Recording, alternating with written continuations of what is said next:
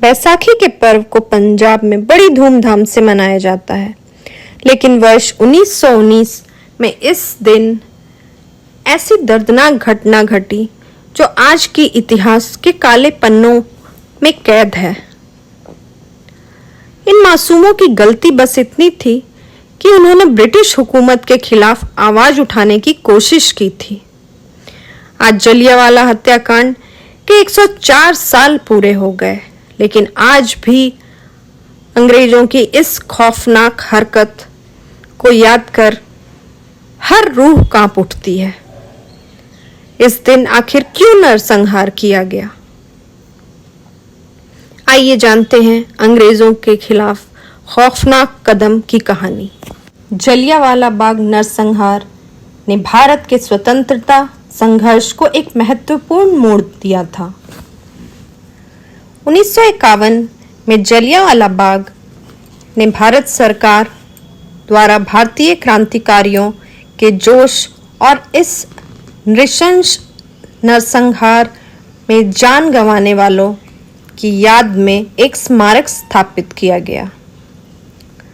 यह स्मारक संघर्ष और बलिदान का प्रतीक है और युवाओं में देशभक्ति की भावना पैदा करता है। मार्च 2019 में नरसंहार को एक प्रामाणिक वृत्तांत को दिखाने के लिए यादें जलियां संग्रहालय का उद्घाटन किया गया। तो आइए जानते हैं जलियांवाला बाग नरसंहार के बारे में कुछ विशेष बातें।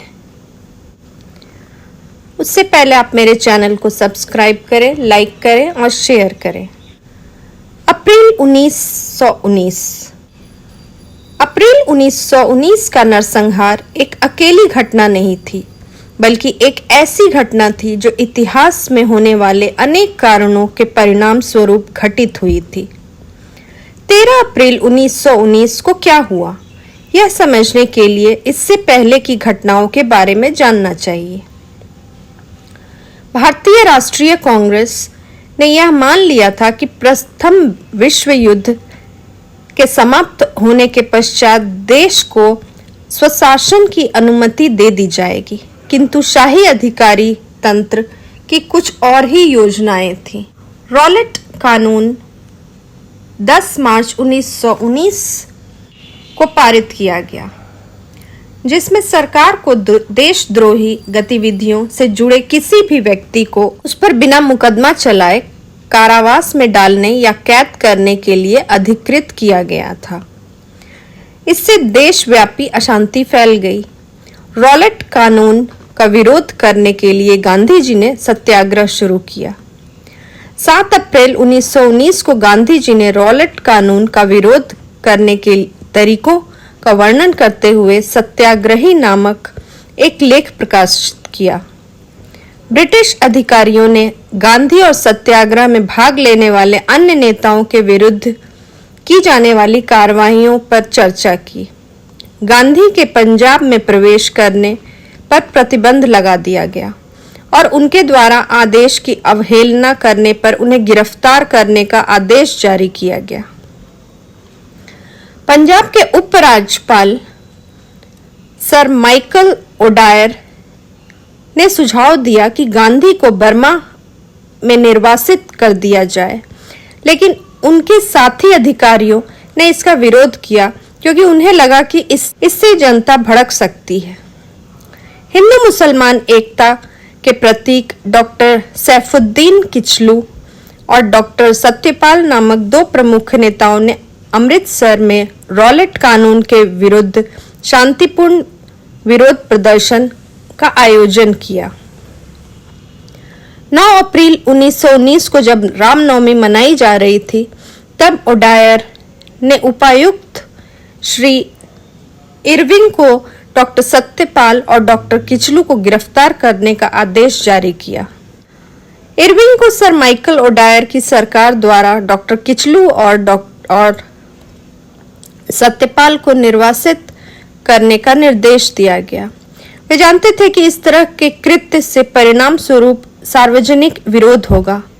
वे ये भी जानते थे कि इन लोकप्रिय नेताओं में से कोई भी हिंसा का पक्षधर नहीं था। उन्होंने 10 अप्रैल की सुबह दोनों सज्जनों को अपने घर पर आमंत्रित किया और अंग्रेज व्यक्ति की प्रतिष्ठा पर भरोसा करते हुए उन दोनों ने बिना किसी तरह की आशंका के उनके निमंत्रण को स्वीकार कर लिया। लेकिन जब वे अतिथियों के रूप में उनके घर में आधा घंटा बिता चुके थे, तब उन्हें पकड़ लिया गया और पुलिस अनुरक्षकों की निगरानी में धर्मशाला की ओर भेज दिया गया। श्री इरविंग ने बिना किसी पश्चाताप के अपनी इस करतूत की कहानी बताई जो शायद ही कोई अंग्रेज करे। 10 अप्रैल 1919 को अपने दो नेताओं को रिहा करने की मांग को लेकर प्रदर्शनकारियों ने उपायुक्त के आवास पर जुलूस निकाला। यहां उनकी तरफ से कोई उकसावा न होने पर उन पर गोलियां चलाई गई। कई लोग घायल हुए और मारे गए। प्रदर्शनकारियों ने लाठियों और पत्थरों से जवाबी हमला किया और अपने रास्ते में आने वाले यूरोपियों पर आक्रमण किया। यहां हुई दुर्घटना में से एक में अमृतसर में मिशन स्कूल की अधीक्षक सुश्री शेरवुड पर हमला हुआ। उनके द्वारा दी गई गवाही के अनुसार 10 अप्रैल 1919 उन्हें रास्ते पर रोककर उसे मार डालो, वह अंग्रेज है और गांधी की जय, किचलू की जय जैसे नारों के बीच भीड़ द्वारा पीटा गया। उनके बेहोश होने तक उन पर हमला जारी रहा। अंत में उन्हें मरा मानकर भीड़ वहां से चली गई। हालांकि लोक संग्रह नामक बंबई से प्रकाशित एक साप्ताहिक पत्रिका द्वारा एक जवाबी कथन में बताया गया कि सुश्री शेरवुड को बहुत कम चोटें आईं। रॉलेट कानून पारित होने के बाद पंजाब सरकार ने इसके विरुद्ध होने वाली सभी गतिविधियों को दबाने का बीड़ा उठाया। 13 अप्रैल 1919 को लोग बैसाखी का त्यौहार मनाने के लिए एकत्रित हुए। हालांकि राष्ट्रीय अभिलेखागार में मौजूद दस्तावेजों के अनुसार अंग्रेजी सरकार ने इसे एक राजनीतिक सभा के रूप में देखा। जनरल डायर के गैर कानूनी सभा को प्रतिबंधित करने वाले आदेशों के विरुद्ध लोग जलियांवाला बाग में इकट्ठा हुए, जहां दो प्रस्तावों पर चर्चा की जानी थी। एक था 10 अप्रैल की हुई गोलीबारी की निंदा और दूसरा अंग्रेज अधिकारियों से भारतीय नेताओं को रिहा करने का अनुरोध। यह खबर ब्रिगेडियर जनरल डायर तक पहुंची तो वह अपने सैनिकों के साथ बाग की ओर चला। उसने बाग में प्रवेश करके अपने सैनिकों को तैनात कर दिया और उन्हें बिना किसी चेतावनी के गोलियां चलाने का आदेश दिया। लोग बाहर जाने वाले द्वारों की तरफ भागे, लेकिन डायर ने अपने सैनिकों को निकास द्वार पर गोली चलाने का निर्देश दिया। गोलीबारी 10 से 15 मिनट तक जारी रही। 1650 राउंड चलाए गए। गोलियां खत्म होने के बाद गोलीबारी बंद हुई। जनरल डायर और श्री इरविंग द्वारा दी गई मृतकों की कुल अनुमानित संख्या 291 थी, परंतु मदन मोहन मालवीय की अध्यक्षता वाली एक समिति की रिपोर्ट सहित अन्य रिपोर्टों में मृतकों की संख्या बहुत अधिक बताई गई।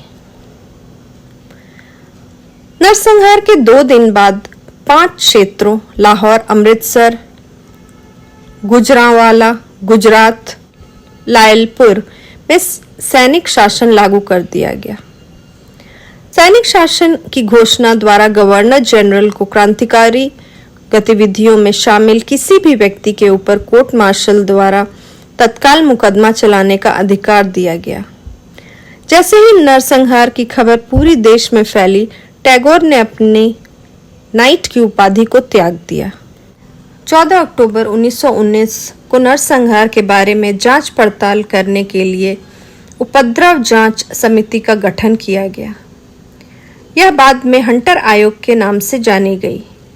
हंटर आयोग को सरकार द्वारा उठाए गए कदमों के औचित्य और अनौचित्य पर अपना निर्णय देने के लिए निर्देशित किया गया था। अमृतसर में गड़बड़ी के दौरान प्रशासन में शामिल जनरल डायर और श्री इरविंग सहित सभी ब्रिटिश अधिकारियों से पूछताछ की गई। जनरल डायर ने हंटर आयोग के सामने जो सबूत पेश किए वह उसके द्वारा किए गए क्रूर कृत्य का स्वीकरण था। सहमति ने इस नरसंहार को ब्रिटिश प्रशासन के सबसे काले प्रकरणों में से एक के रूप में इंगित किया गया। 1920 में हंटर आयोग ने डायर के कार्यों के लिए उसकी निंदा की। प्रधान सेनापति ने ब्रिगेडियर जनरल डायर को ब्रिगेड कमांडर के रूप में त्यागपत्र देने के लिए निर्देश दिया और उन्हें सूचित किया गया कि जैसे मोंटेगू द्वारा महामहिम को लिखे पत्र में उल्लेखित है, भारत में उन्हें कोई और रोजगार नहीं मिलेगा। 13 मार्च 1914 को लंदन के कैक्सटन हॉल में एक भारतीय स्वतंत्रता सेनानी उधम सिंह ने माइकल ओडायर की हत्या कर दी और ऐसा माना जाता है कि इस नरसंहार का प्रमुख योजनाकार वही था। गांधी ने उधम सिंह की कार्रवाई का खंडन किया और इसे पागलपन का कार्य बताया। उन्होंने यह भी कहा कि हमें बदला लेने की कोई इच्छा नहीं है।